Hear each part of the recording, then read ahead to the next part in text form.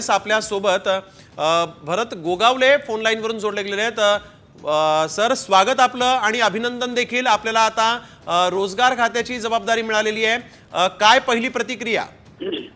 रोजगार पण मिळाले, खारल्यान पण मिळाले आणि फलोत्पादन मिळालं, त्याच्यामुळे आम्ही समाधानी आहोत। शेतकऱ्याचा मुलगा आहे, साहेबांनी योग्य खाते माझ्याकडे दिलेले आहेत, त्याला न्याय देण्याचा प्रयत्न करू। अगदी अगदी एक रोजगार मंत्री म्हणून आता तुम्ही महाराष्ट्र राज्याला जे बेरोजगार असतील त्यांना रोजगार देण्याचं काम करणार आहात, त्यामुळे काय आहे त्याला आम्ही कव्हरिंग करायचा प्रयत्न करणार आहोत। तर रोजगार हमी खात्याची जबाबदारी भरत गोगावले यांच्याकडे देण्यात आली होती, त्यामुळे ग्रामीण भागात आम्ही रोजगाराच्या संधी उपलब्ध करून देऊ असं भरत गोगावलेंनी यावेळेस म्हटलेलं आहे। आपण बघतोय भाजपनं वस्त्रोद्योग मंत्री पदाची जबाबदारी संजय सावकारांकडे दिलेली आहे, कामगार मंत्रालयाची जबाबदारी आकाश पुणकरांकडे असेल, नगरविकास खात्याची जबाबदारी माधुरी मिसाळ यांच्याकडे असणार आहे, सार्वजनिक आरोग्य विभागाची जबाबदारी मेघना बोर्डीकर यांच्याकडे असणार आहे। अजित पवारांकडे मात्र त्यांचं अर्थ खातं जे अजित पवारांना हवं होतं ते मात्र आता पुन्हा एकदा मिळालेलं आहे। तर एकनाथ शिंदेंनी ज्या खात्यासाठी आग्रह धरला होता ते गृह खातं मात्र एकनाथ शिंदे यांच्या पक्षाला मिळालेलं नाही।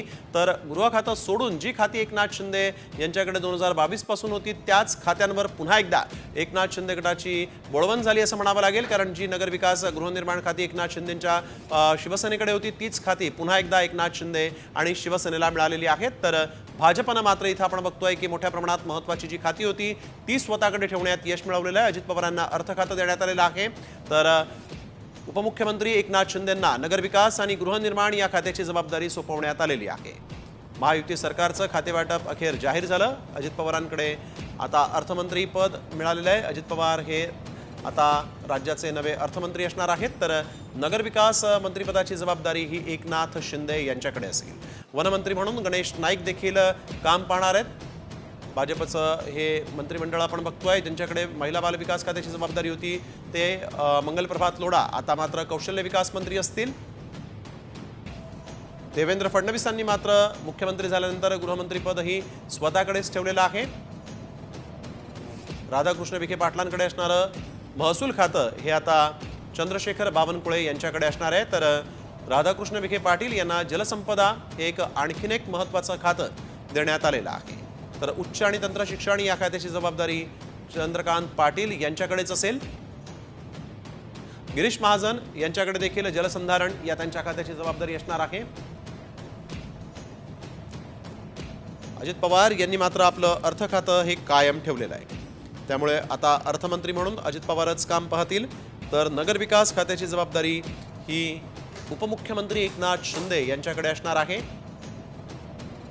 देवेंद्र फडणवीस आणि भाजपनं यावेळेस आपण बघतोय महायुतीमधील त्यांच्या घटक पक्षांना ज्यांनी गृह खात्याची मागणी केली होती त्या एकनाथ शिंदेंना गृह खातं दिलेलं नाही असं आता स्पष्ट झालेलं आहे। महायुती सरकारचं हे खातेवाटप जाहीर झालं।